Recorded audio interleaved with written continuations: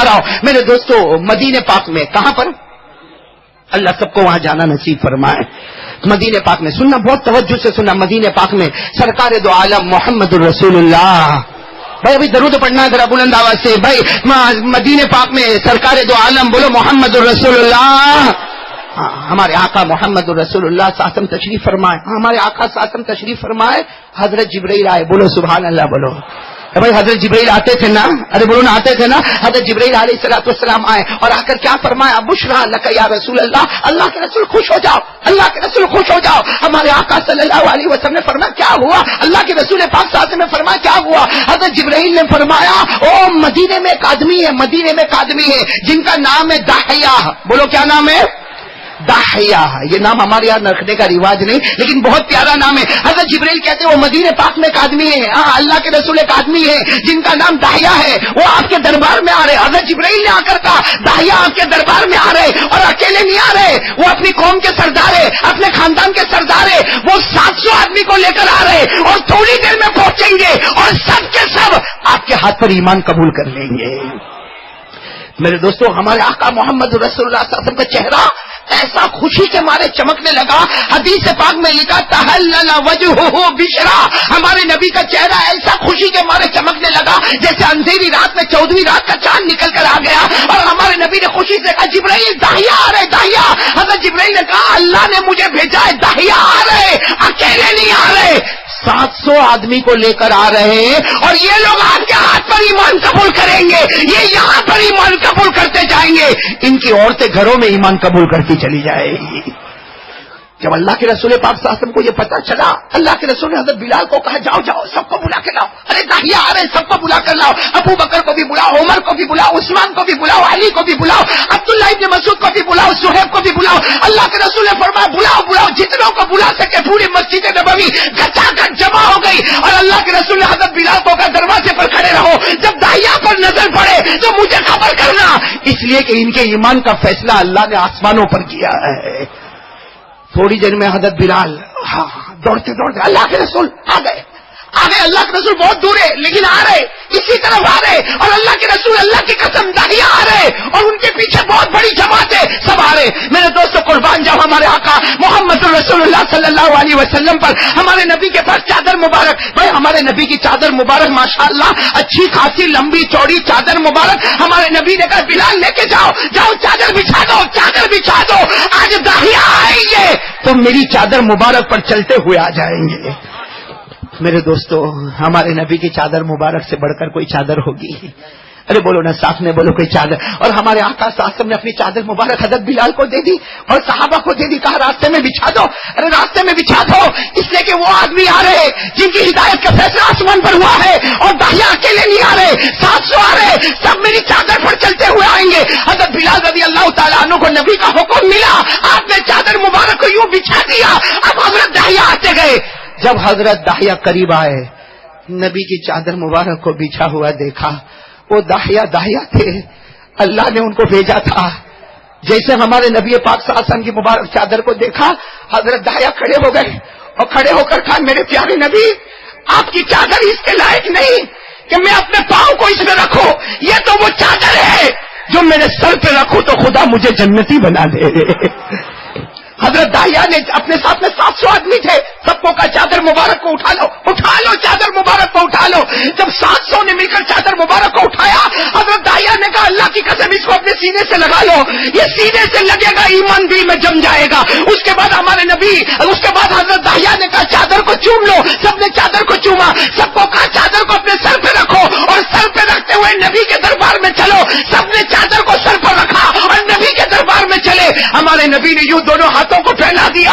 حضرت داحیہ آئے، نبی کے سینے مبارک سے لگے اور ایک اعلان ہو گیا اشہد ان لا الہ الا اللہ واشہد ان محمد رسول اللہ.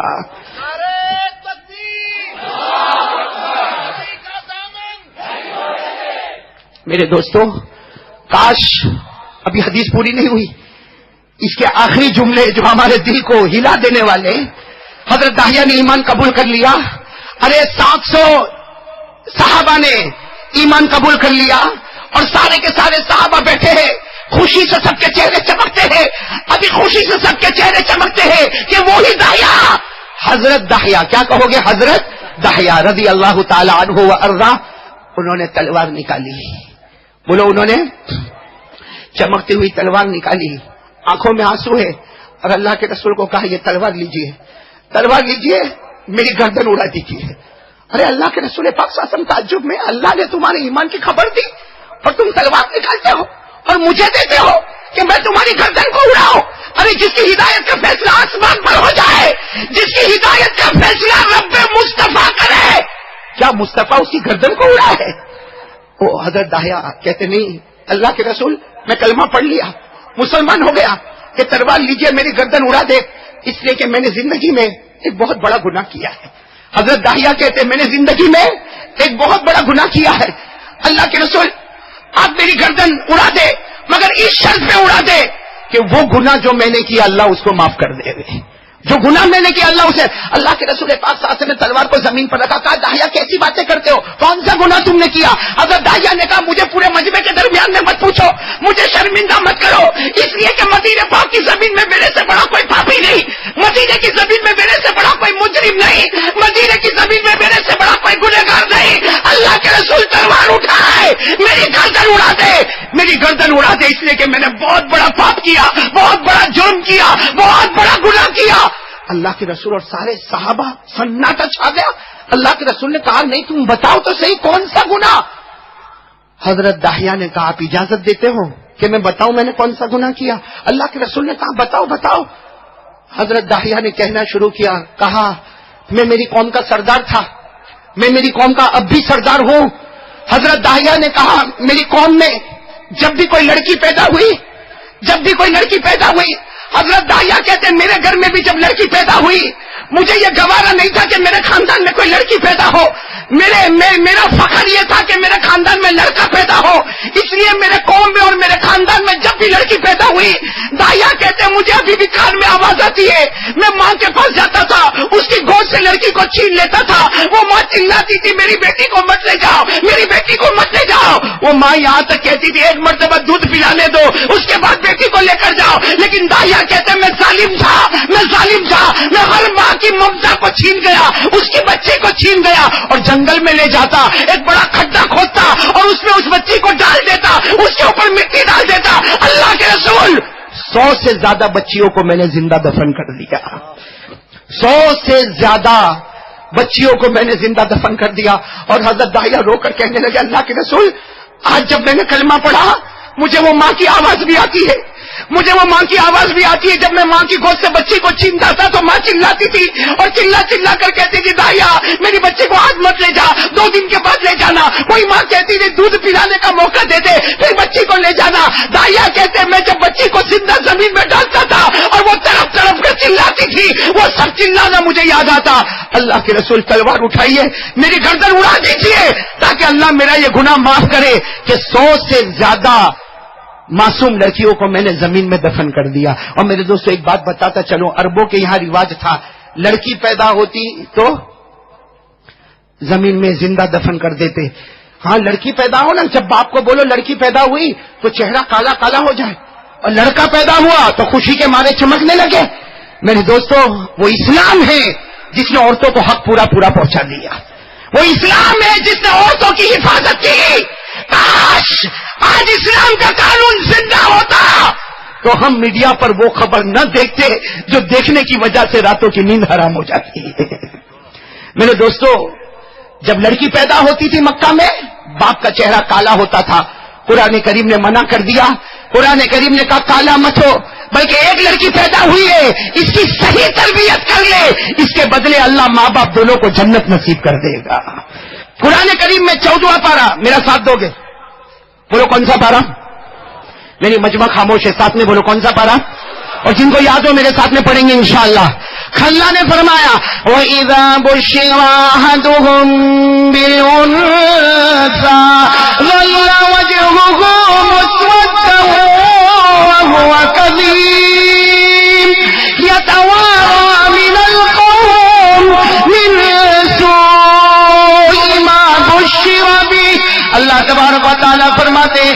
ایک لڑکی پیدا ہو جائے تو یہ مکہ کے بڑے بڑے سردار ان کے چہرے کالے ہو جائے, یہ غصے میں بھڑک جائے اور اپنے چہرے کو چھپانے لگے. میرے دوستو, حضرت داہیہ نے اللہ کے رسول کے سامنے روتے روتے کہا, ابھی میں نے کلمہ پڑھا, مجھے وہ عورتوں کے رونے کی آواز آتی, وہ ماں کی ممتا کی آواز آتی, میں نے 100 سے زیادہ معصوم لڑکیوں کو زمین میں دفن کر دیا. میرے دوستو, جب حضرت داہیہ نے یہ کہا سناٹا چھا گیا. اللہ کے رسول پاک صلی اللہ علیہ وسلم کا چہرے مبارک, اللہ کے رسول پاک صلی اللہ علیہ وسلم کا چہرے مبارک, آنکھوں سے آنسو بہنے لگے, سارے لوگ رونے لگے, داہیہ بھی رونے لگے. میرے دوستو کہو سبحان اللہ, کہو سبحان اللہ, کہو.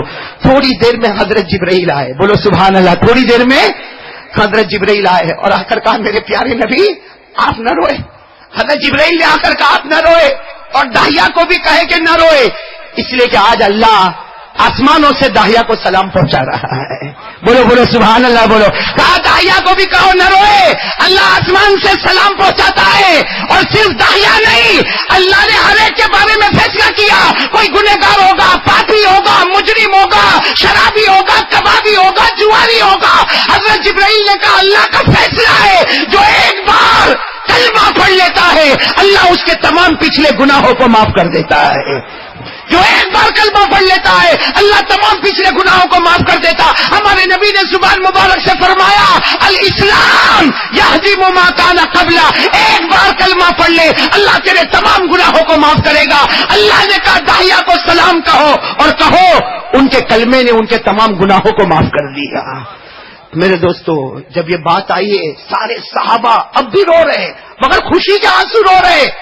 ایک صحابی قریب آئے, کہا اللہ کے رسول, سننا, ایک صحابی قریب آئے, اللہ کے رسول یہ داہیہ نے ایک کلمہ پڑھا, داہیہ نے ایک مرتبہ کلمہ پڑھا, سب گناہ معاف, سب گناہ معاف. تو اللہ کے رسول نے کہا, اللہ تبارک و تعالیٰ نے فرمایا سب گناہ معاف. تو وہ صحابی نے کہا جب انہوں نے ایک مرتبہ کلمہ پڑھا تو سب گناہ معاف. تو ہم نے تو بچپن میں بھی کلمہ پڑھا, ہم نے جوانی میں بھی کلمہ پڑھا, اور ہم تو کلمہ پڑھتے رہیں گے.